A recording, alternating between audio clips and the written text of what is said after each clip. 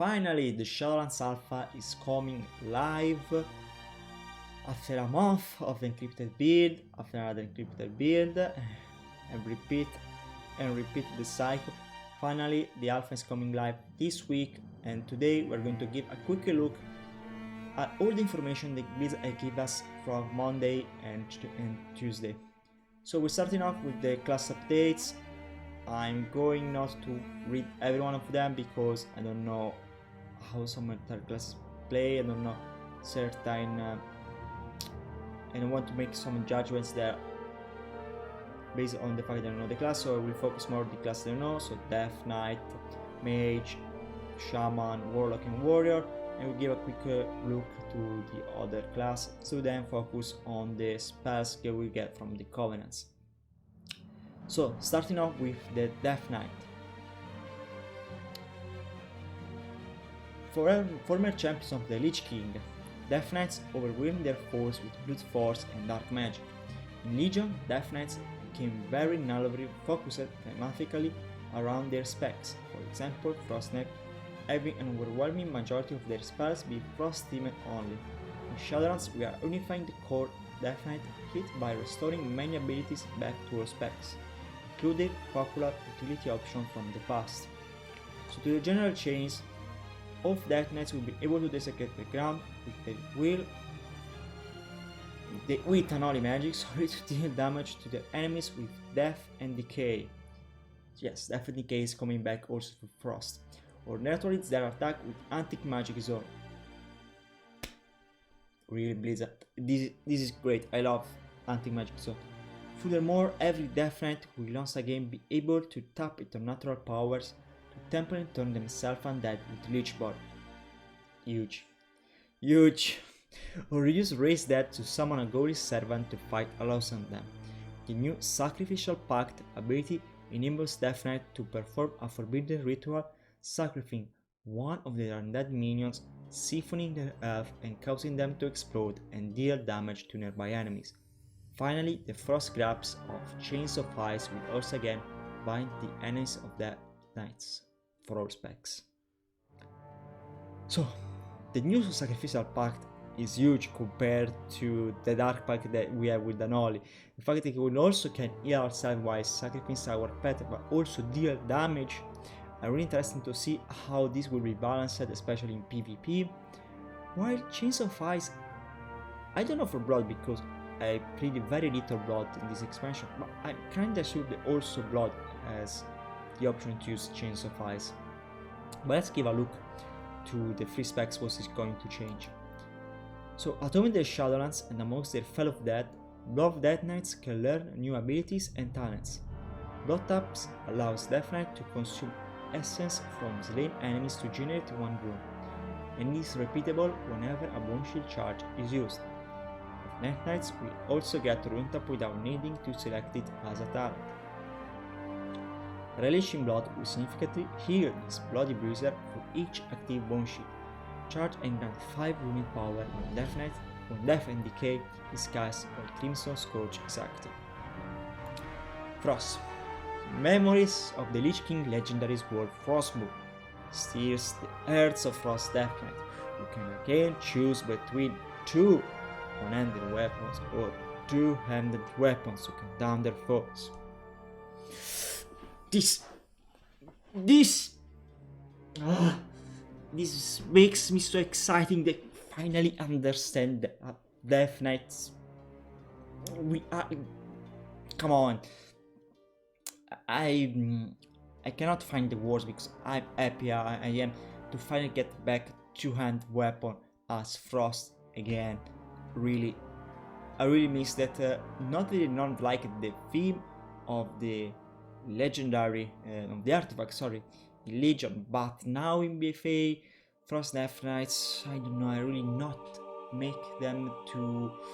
I do not enjoy them as they are now. I do not enjoy having Frost with 2 one-handed, with 2, yes. But now their trailer is coming back. This is the first thing I'm going to try, absolutely.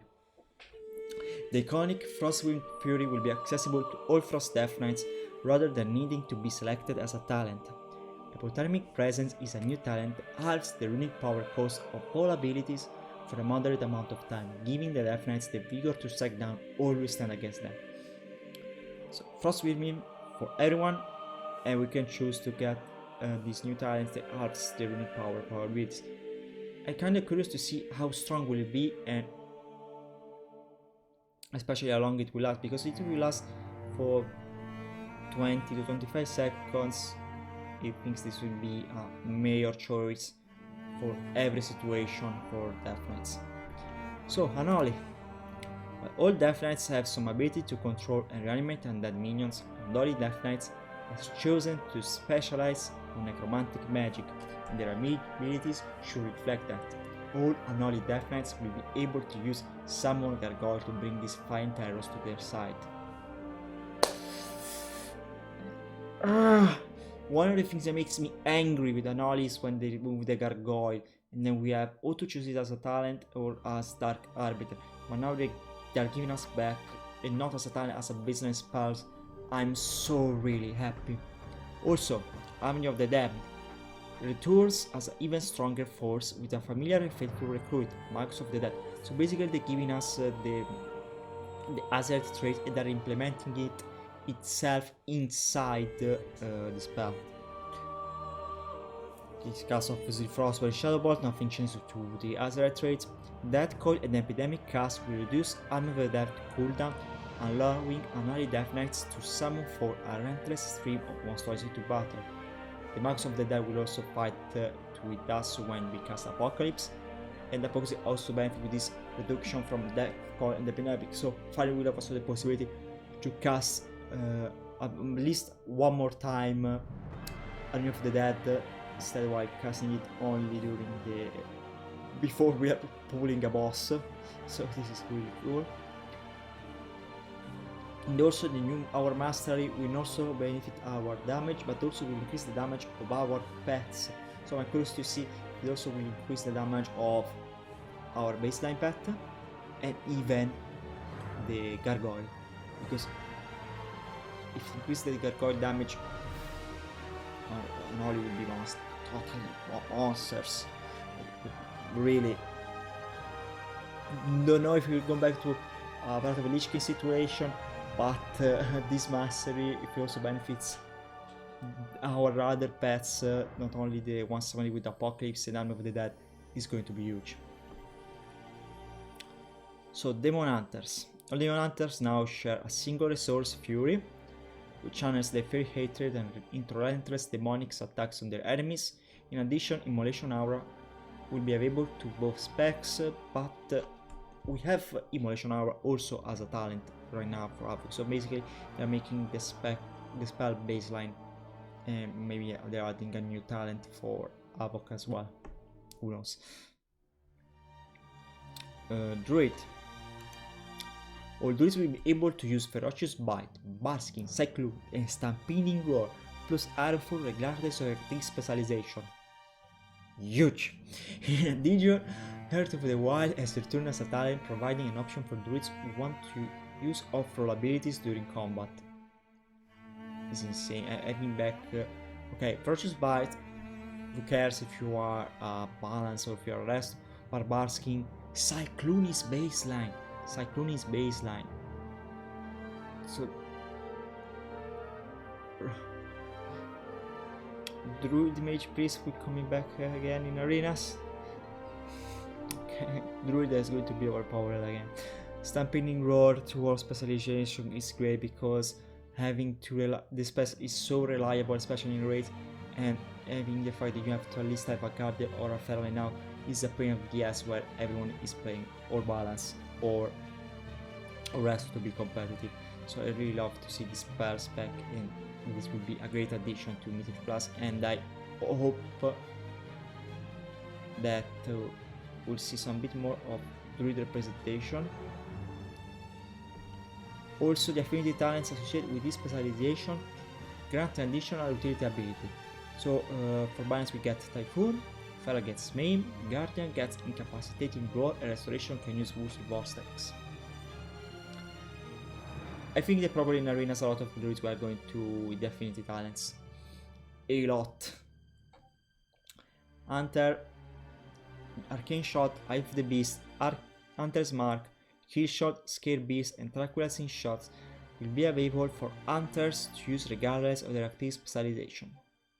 So Eagle Eye is not making a comeback, but Hunter's Mark, Kill Shot, they are. To prepare the fight ahead, all hunters will add the stable size significantly increased to all many companions, including the new creatures they discover and tame in the ethereal wilds of the Shadowlands. So in Battle for Azeroth, the space for hunters, the stable has been increased by 10 slots, so significantly increased, maybe means other 10 to 20 slots, who knows? Mage, Arcane Explosion, Fire Blast, Frostbolt and Mirror Image are once again available to all specialization, and Fireball and Frostward return to bolster mage defenses. Mirror Image, it's making a comeback, so it's going to be back as a meme spell again because basically all the time it was Mirror Image a meme spell. But nice to see Frostbolt and Fireball regardless of specialization, and Arcane Explosion as well.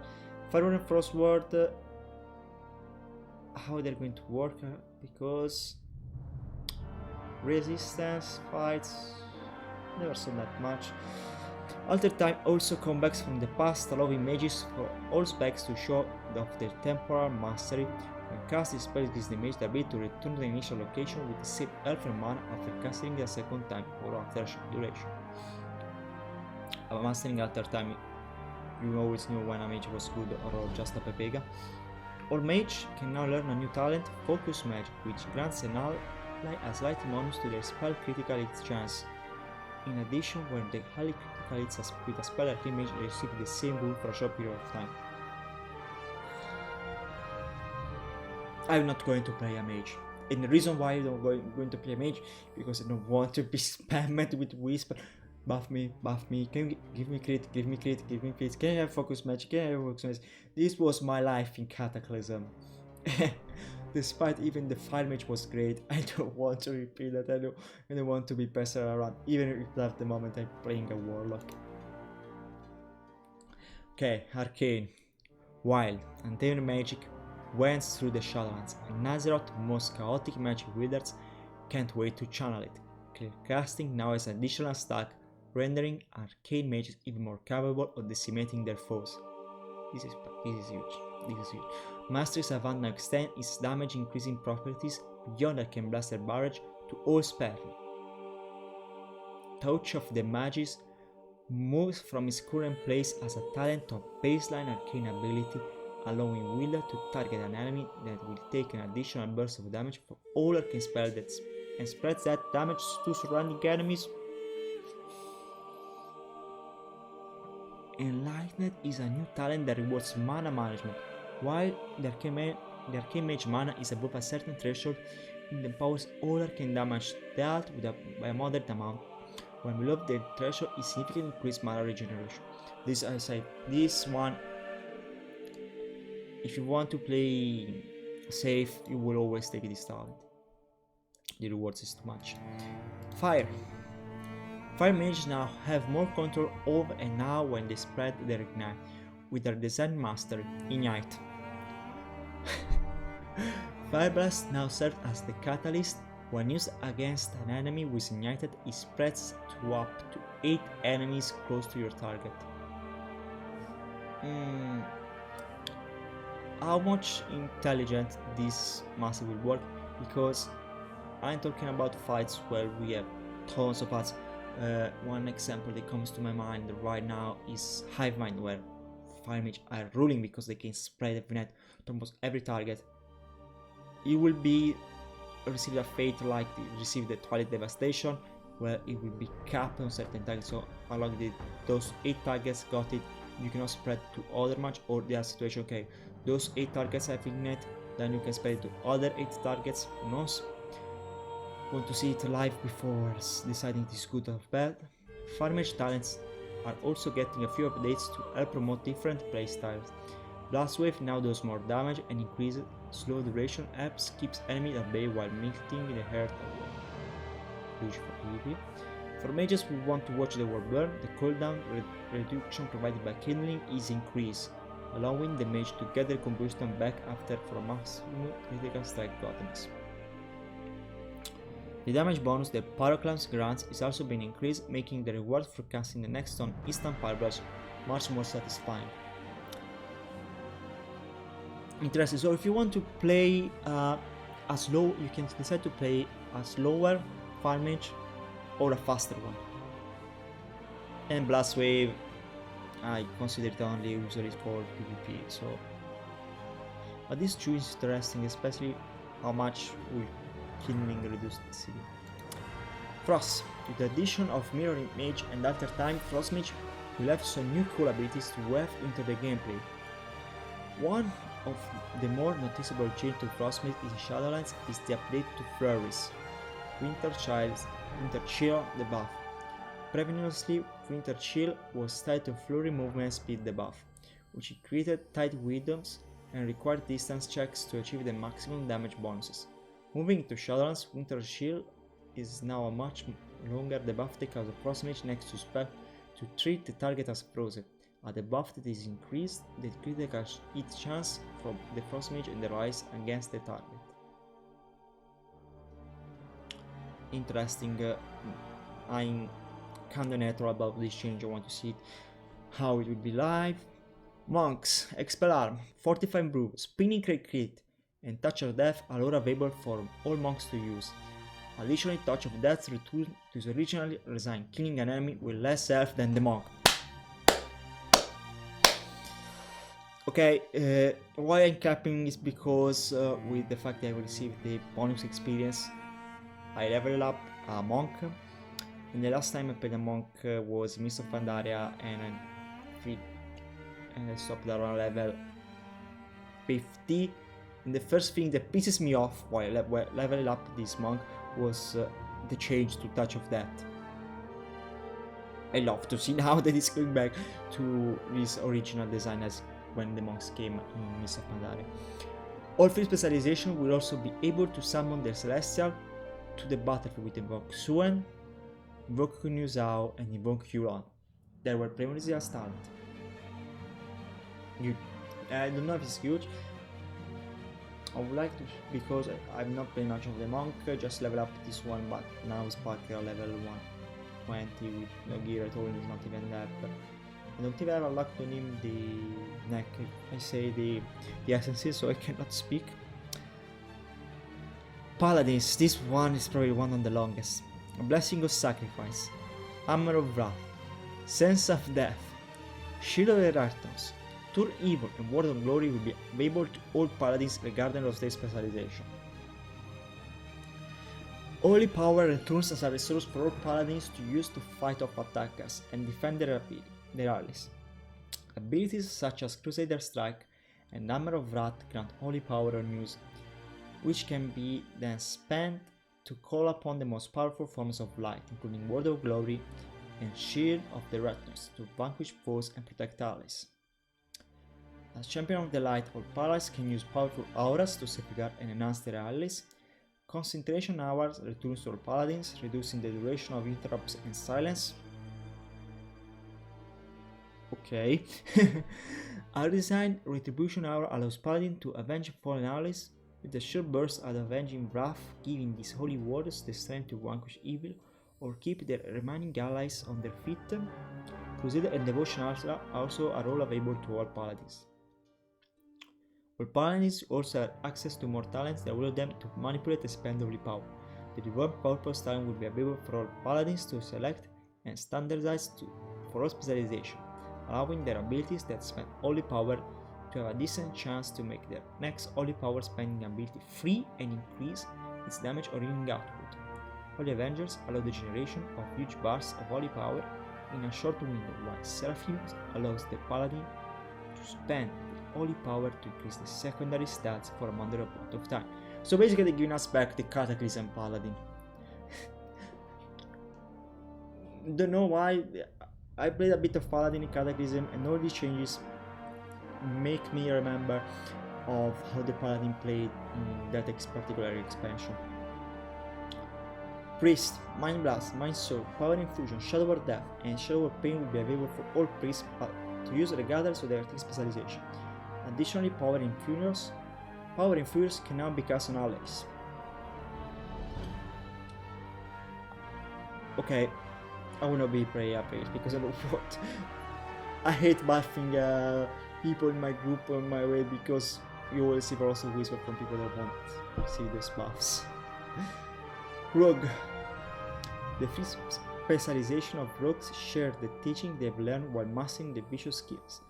Assassin teach the basic of poison, allowing subtly and outright to once again core the blade with instant crippling and numbing poison.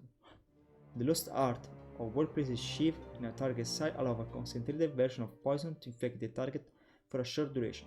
Pickpocket will frequently uncover new ingredients that can be mixed into the Crimson Vial, augmenting its power for the next time the rogues drink it.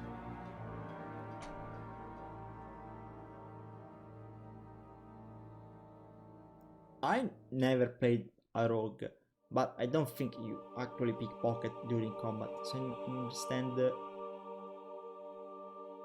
what this buff of these ingredients mixing into Crimson Beer, what they actually does, or it's just a leveling thing that adds a bit more flavor. Shaman. In Shadowlands, Chain Eagle, Chain Lightning, Industry Totem, Flame Tongue Weapon, Flame Shock, Frost Touch, and Lightning Shield will be available for all Shamans to use regardless of their specialization. Searing Totem also returns an ability to all Shamans to use, which bombards the enemies with fireballs for a short duration.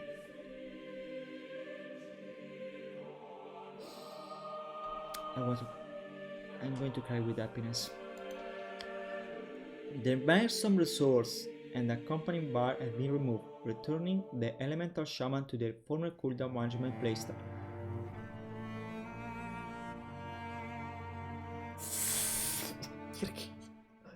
No.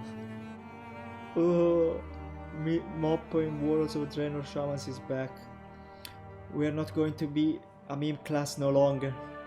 When we added Maelstrom to Shaman's Legion, we wanted to improve affordance around to the use of Earthshock and Earthquake in the rotation, but the addition of the resource had the side effect covering the spec into one with builder-spender abilities, which comes with certain built-in expectation of the payoff of its spenders.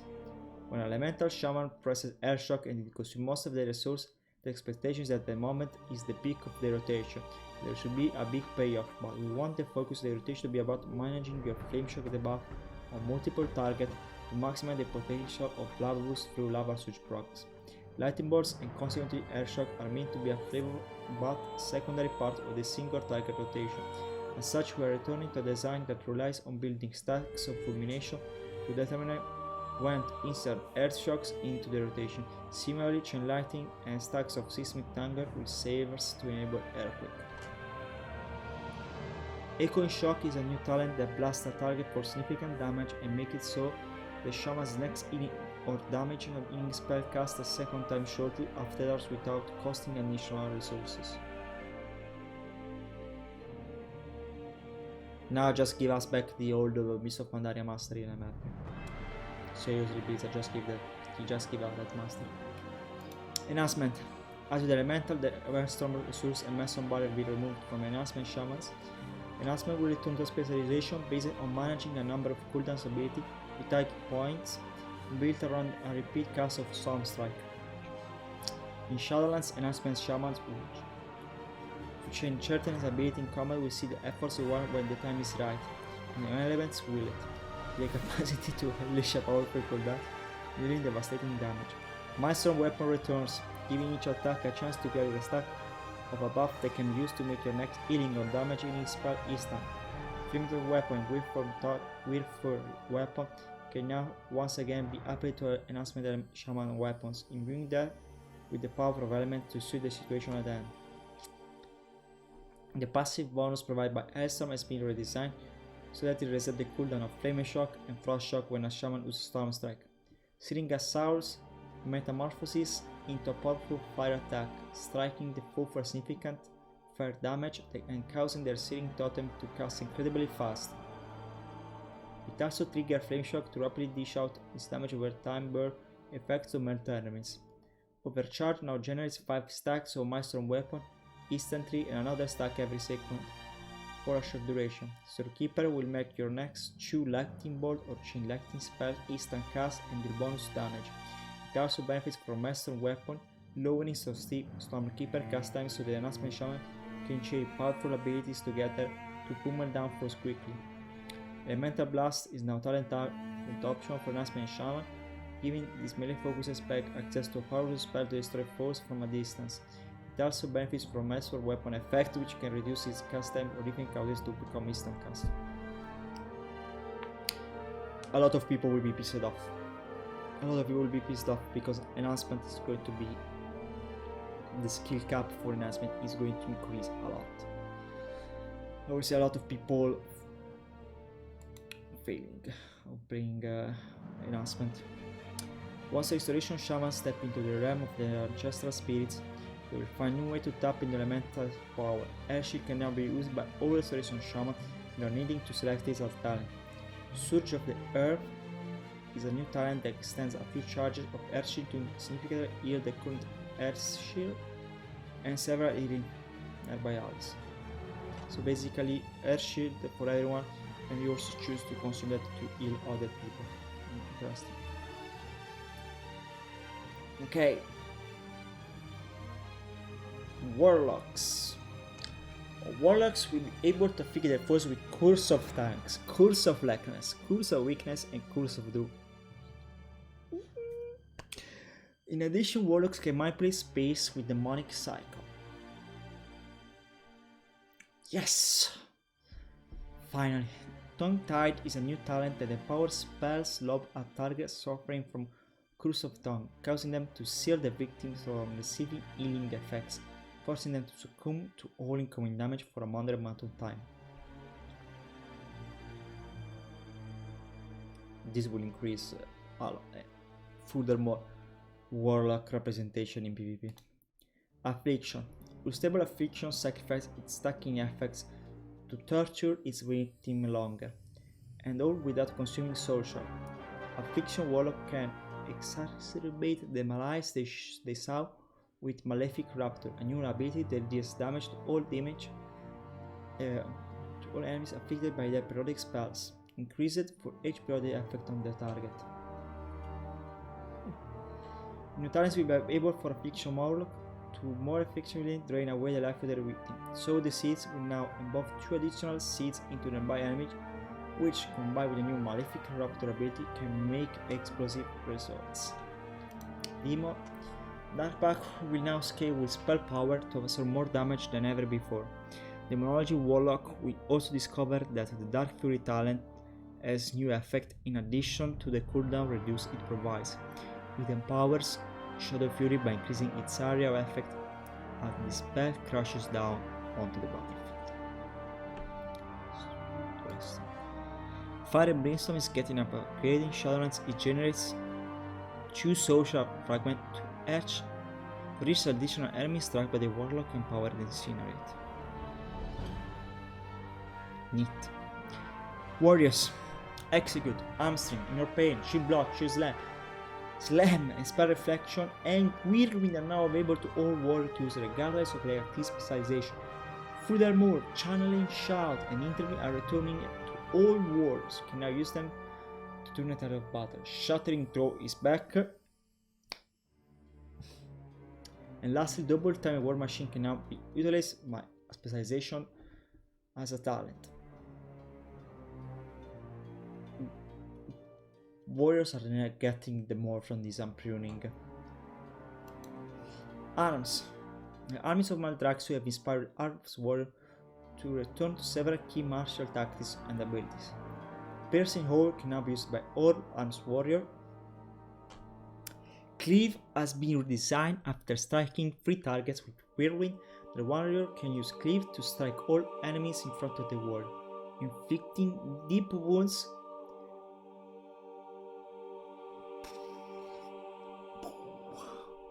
The Deadly Calm talent has also new redesign and will completely remove the rage cost of the next 4 ability, and include a passive effect that increases the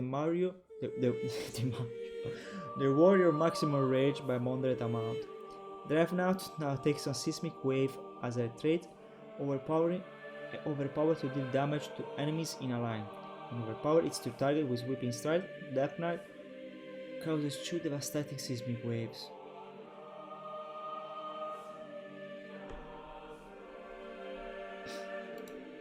Fury Warriors will find themselves at home in the Shadowlands, will be able to perform feasts in battle that were previously unfathomable. However, battle is a new talent, where the warrior loses themselves to their bloodthirst during whirlwind and also slams. The primary target also gains additional rage. Warriors will also be able to learn Onslaught, in which an enraged warrior brutally attacks an enemy for a large amount of damage and generates some rage. Proving Berserk has been reimagined. Now, when the warrior reaches 100 rage, they gain haste and movement speed over a few seconds. Wrecking Ball returns a talent which gives the warrior a moderate chance for the next whirlwind to deal devastating amount of damage. Fresh Meat now causes Bloodthirst to always enrage you the first time you strike a target with Bloodthirst. Huge. Warrior are going full Beowulf. Are going full Werewolf. In the Shining Armor, Protection Warriors are seen as stalwart defender, but behind the shield stand a cold-blooded tactician. Okay, Protection Warriors can now tap into the brutal side with some reimagined talent.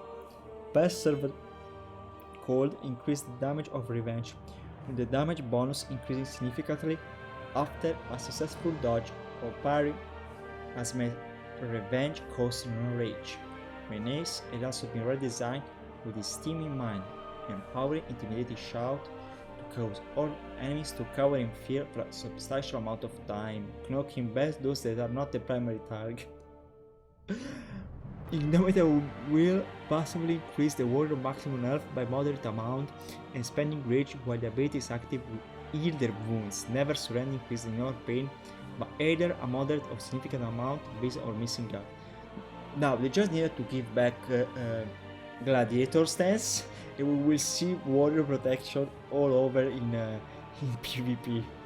Jesus Christ, this is huge. So these are the class changes. Let's give a look to the Bastion update. When Sylvanas Windrunner pierces the veil between life and death and hope to kill her exactly the moment after she do that, you and your allies are pulled into the maw, where the most wicked and damaged suffer for eternity. Yet Azeroth champions are able to escape and soon make their way to the noble Kyrian in Bastion. Long it has been since a soul has been sent to the glimmering realm, and the locals have astonished by the arrival of a living mortal. However, it quickly becomes apparent that underneath Bastion, glistering veneer lies unrest. The Kyrian's animal, the soulborn essence that fuels their eternity of service, is on the verge of being completely depleted. Before you can help them and make them take your warnings of Sylvanas and Robbie prove them up, so we are not going to kill there shortly after, you must prove your worthiness as an aspirant and overcome all the trials to earn your kingdom wins by ascendancy. So let's give a look really quick because I don't want to spoil other things. Okay. Kyrians, the noble inhabitants of Bastion, who shepherd the soul of the dead to Oribos, so they can be judged by the perceived arbiter before being sent to their final destination. Fresh arrival to Bastion will become Kyrian aspirant. Wingless beings will train for eons on the day they will earn their wings and join the rank of the Assembled. Sword King. So these guys, I love these guys. These Sword Kings. They are actually called stewards. Born of the magic of death, these otherworldly groundskeeper and their features keep Bastion pasting alive with maintaining the realm. The Assembly of Centurions, the animal field guardian, then trained in Kyrian aspire and defend Bastion. Each steward dotes on a paragon and keep mementos of their achievements. Perhaps you would catch the eye and they would pledge themselves to you. So I will be able to have now as an ally? Because I love this buffed guy. This Johnny Bravo youths. Rarely an aspirant will fail to complete a rite of passage. His once bright soul darken and become lost, wandering the plains of Bastion to lament containing the Forsworn in his keep. For the left unchecked, the dog can spread like the disease. Curious if this actually could be the Valkyrie that Elia took and brought themselves to Helheim. Centurions, a legion of animal fueled automatons that will kill and aspire in meditative combat as well as defend the bastion. Predator, the flying automatons are charged with training aspirant. Goliath, unending bulwarks and powerful warriors. Colossus, eternal protectors, these guardians have stood watch and defend the base for ages. Memories. As the Kyrian sheds the burdens of their past lives, physical manifestations of their torment thoughts are expelled from their bodies. Only by striking them down can the Kyrian cleanse themselves and achieve ascendance. Hello Sha 2.0, it's good to have you here back. Kyrian Covenant. Power of the Kyrian. If you choose to join the Kyrian Covenant, you gain 2 unique abilities. One class ability used in combat as well as a signature ability that summon a steward to assist you in your adventures. Oh wait, they actually changed it, because at BlitzCon the ability of the Kyrian was that you could move at 150% or 300% speed, and your average was reduced. And now they decided to give us a steward.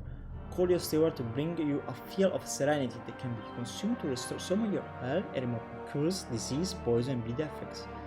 The steward additionally offers access to a selection of useful amenities, each once per day. So it's going to give us repair and others. Interesting. And how many times it could summon? Because if we can summon it only once a day to receive the fire, it's bad. It's useless. But if I don't know, I think it's the amenities could be used once per day. The vial every time its cooldown is over. Then we have Soul Binding, that we're not showing up more. Kyrian Covenant Spoils, they go receive the mount, a pet, a Kyrian Forged Armor, and back attachment that derive the beauty of Kyrian Wings. These are the set. So we have the leather one, plate, and cloth. The plate, okay. The cloth one kinda resemble me of the priest here from the mythic priest from Nighthold and from Blackrock Foundry. The leather one I think is the quickest one, is the ugliest one, while the plate one is kinda cool. The plate one is cool, is the full sets, the full paladin sets. So Necrotic Wake Dungeon. The forces of Maldraxxus and invaded Bastion. Fiercely for Anima, these monstrosities have sacked the Temple of the Courage. Heroes must thwart this invader, lest with parasitical place of crown. So basically, the Covenants are in a sort of situation between each other to gain much Anima as possible, because as you guys don't know, go over this pretty quickly. Anima is the resource of the Shadowlands, and basically Sylvanas is made so that all the souls that produce Anima are sent to the Maw. So the Maw is expanding and the 4 realms are getting weaker and weaker and weaker. So it's a 4 boss dungeon. Also this will be available for beta for alpha testing at the start. So this is the covenant that will be playable for us in this first alpha that I will not be invited, I know it for sure. So now the meat and cream. Class and signature abilities. So Kyrian, Necrolord's Night Ferventir. So Kyrian, we already know, Summon Steward. Ventis, Dorsal Shadow. Went through the shadow, appearing at the target location is one I've seen is the same as it was presented at Game Informer, where Fleshcraft from a shield of flesh and bone that prevents damage equal to a portion of your maximum health. Standing near the corpse of a defeating enemy when ability is cast will create a larger shield. This one has been changed for the one each of us at BlitzCons. A Night Fae turn into Vulpin, increasing movement speed, numeric activity associated to teleport of a short distance forwards. Additional cosmetic form can be earned and collected through a variety of gameplay. Granting the form, this effect has a short duration before it wears off, but it lasts indefinitely while in a rest area. So, the Necrol Prevenus have one that basically you turn off your soul and you were capable to wander for a bit, and reach a certain education, your body will be pulled to your soul. So this one is changed to the shield to Fleshcraft. This has the priest and war. The war is the spears to keep that it as the one they showed at BlitzCon. So defense. Shackled and working. Admonish your target for the past transgression, reducing the damage they deal to you and dealing care damage over time. Shackled and working cooldown is reduced when you damage the affected enemy with a rune spending attack. Interesting, it gives a nice sustained damage to blood as well. Venthyr, Swarming Mist. A heavy mist surrounds you, increasing your chance to dodge. There is shadow damage over time to enemies within range. Every time you this damage you gain additional runic power up to a maximum amount. Yeah, this is a PvP one. It gives dodge. And for more targets you hit, so consider you go to hit at least one or two targets. And this kind of worries me a lot. Sprout an additional limb for limited time, dealing shadow damage to enemies. If enemies are farther away from you, they are pulled to your location. Okay, this is the PvP one. This is fucking OP. Night Fae, Death's Due. Corrupt the target at ground, causing shadow damage over the duration of time.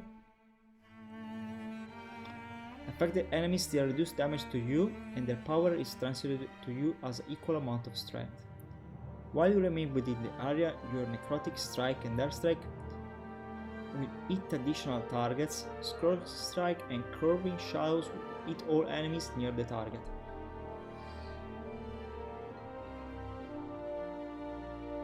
I think that one of them is good for PvP actually as well.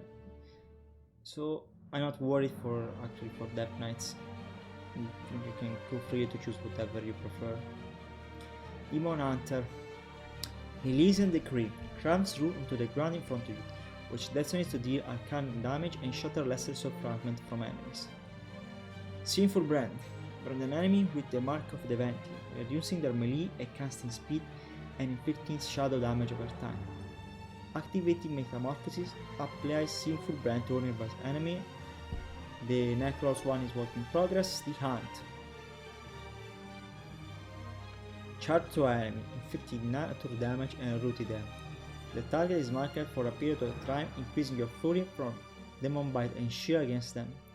You may activate the Hunt every 30 seconds to teleport behind the marked target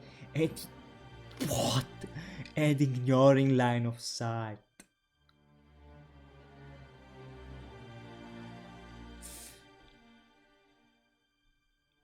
They're coming through the fucking walls. Okay. Druids. Kindred Spirit. From a bond with an ally. On a cooldown you may empower the bond of... Okay. Easy Symbiosis. We're getting back Symbiosis. Askerians. Ravenous Frenzy. For a period of time, Druid spell you cast increase your damage, dealing and healing and haste, so it increases all this free by percentage stacking. It stacks. If you spend a period of time idle, the frenzy overcomes you, consuming a percentage of your health per stacks, stunning you at the end ending. Kinda risky. Command a swarm that heals or deals shovel damage to a target and increase the effectiveness of your periodic effects on them. Upon expiration, travels to a new target within range, alternating between friend and foes up to a certain number of times. How time is going to last. Call upon the Night Fae for an eruption of energy. Challenge a rapid flurry of 16 has an ability of a 4 seconds. You will cast Bonfire, Wrath, Regrow, Rejuvenation, Trance, Rake, Shred, Ironfoot, and amplify nearby targets, fabricating your current specialization. What the fuck is this? What we are going to do? To play the Yogg-Saron card for Hearthstone? Come on. Hunter. Fire Resonating Arrow. Fire Resonating Arrow to the target location and fill the area with Echoing Anima. The effect casting your attacks in your line of sight to enemies in the area, and you have an increased critical strike chance against them. Flare Shot. Fire a shot at your enemy, causing them to bleed shadow damage over a period of time. Each time Flare Shot deals damage, you have a chance to gain Flare Mark, causing your next kill shot to be usable on any target regardless of the current health. Death Chakram. Throws a deadly chakram at your current target, which will apparently deal additional shadow damage each time the chakra damage a different target. Its damage is increased and you generate additional focus.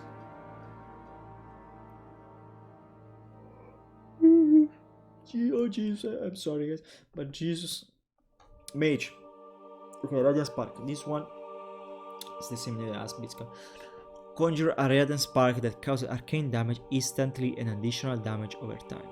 The target takes percentage of increased damage from your direct damage spells, stacking each time they are struck. This effect ends after a number of spells.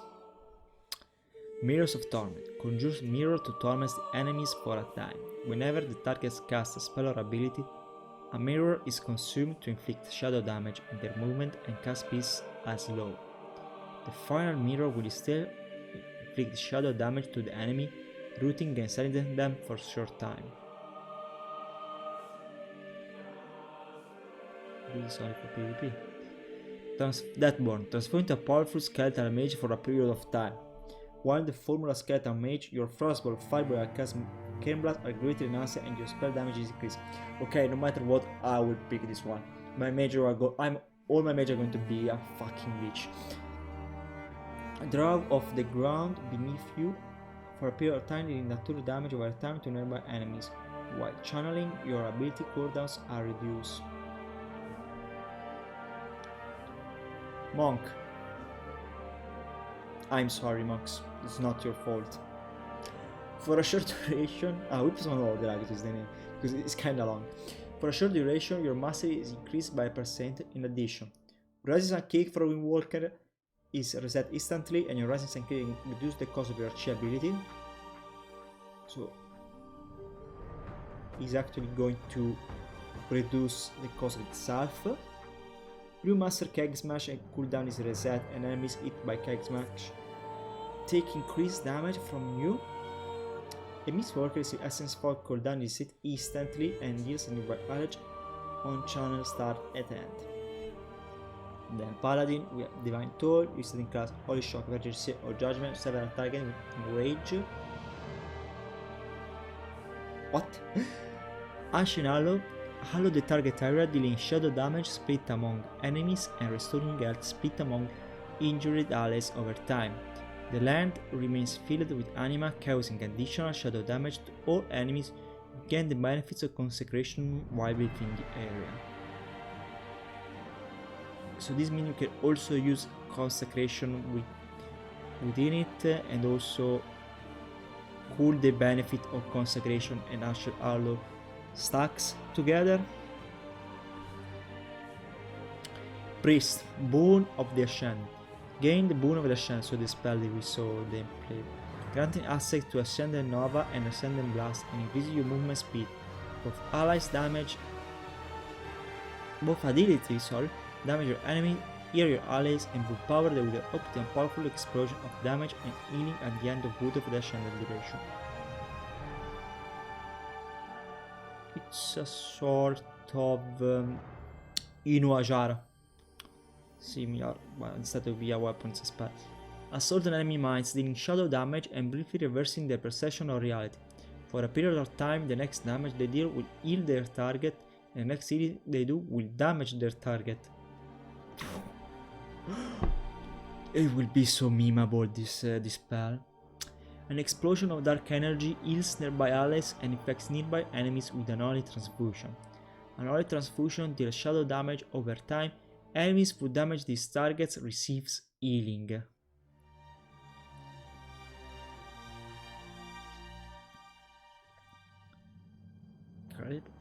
It's another what, these are really atomic bombs for real. Rogues, echoing reprimand. Deal arcane damage to an enemy, extracting anima to anima charge a combo point. Damaging finishing moves that consume the same number of your common events as your anima charge deal damage as if they consume 7 combo points. Keck. Slaughter the target, causing physical damage. The target anima mixes with your lethal poison, coating your weapons for the next 5 minutes. Slaughter poisons that deal shadow damage over time and steals a percentage of healing done to the target. He also awards combo points. So you can basically build combo points without attack. Serrated Bone Spike. Enable a Bone Spike on the target, dealing physical damage over time until they die. Attack with Serrated Spikeball causes all active bone spikes to fracture and strike your current target, increasing initial damage by percentage per spike.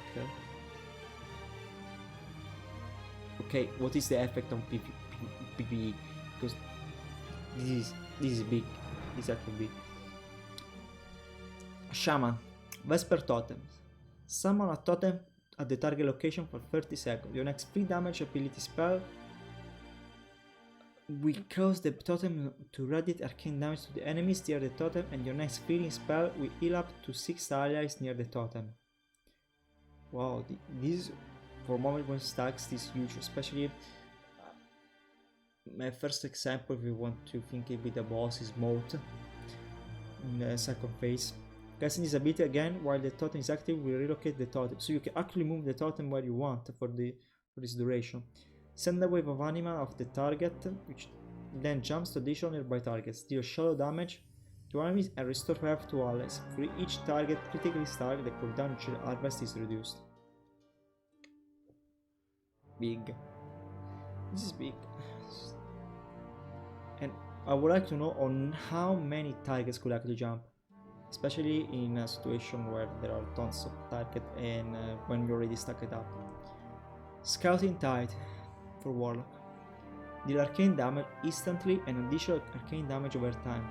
And if the enemy dies while affected by Scoring Tide, you generate additional soul shards, and if survives Scoring Tide cooldown is refreshed. Okay. Impending Catastrophe. Call forth a cloud of chaotic anima that travels to the target enemy, dealing shadow damage to enemies within their path. When anima reaches their target, it explodes, inflicting a random course and dealing shadow damage all nearby enemy. Interesting. Decimating Bolt. Hurl a bolt of shadow's magic at your target, dealing shadow damage and increasing the damage of your next Incinerate, Drain Soul or Shadow Balls. Decimating Bolt's damage and the bonus to Incinerate, Drain Soul or Shadow Bolt both increase as your target health decrease. So this is kinda works as an execute ability, because it works as the target, because this is better as longer the target gets lower on health.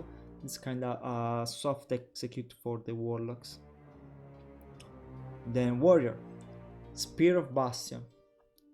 Throw a Kyrian spear at the target location, dealing arcane damage instantly and dealing arcane damage over time and generating rage. Enemies hit are tethered to the Spear of Bastion location for the duration. So the one we saw at BlizzCon and don't think it's changed that much for what it was shown. Condemn. It replaces Execute. Condemns a foe to suffer for their sins, causing shadow damage. All usable on enemies who are above 80% or below 20% heal. So it's similar to Breath of the Dying because give us. So in Breath of the Dying, warriors are able to give Breath of the Dying. The primary target is weakened, preventing a moderate amount of damage will deal to you. If your first survives, a portion of the rage is spent. Of the rage you spent is refunded, so you can actually get your rage back during a boss fight. Conqueror's Banner. Brandish the banner of the Necrolords, increasing your movement speed and causing Mortal Strike, Raging War, and Chisel to grant you glory. Killing an enemy grants additional stack per glory. So this is only for the warrior, is not increase the movement speed of other members of the party. Reactivating this ability plants the banner on the ground, granting an increased amount of maximum health and additional attack speed to you and your allies within range of your banner. Last additional times per glory up to a maximum amount. Okay, so while you get basically the first part of the spells works on yourself, when you plant the banner it works for everyone in your group or raid. Cool, interesting. All these one are really huge atomic bombs, and I hope Blizzard will actually don't know how they're going to balance this,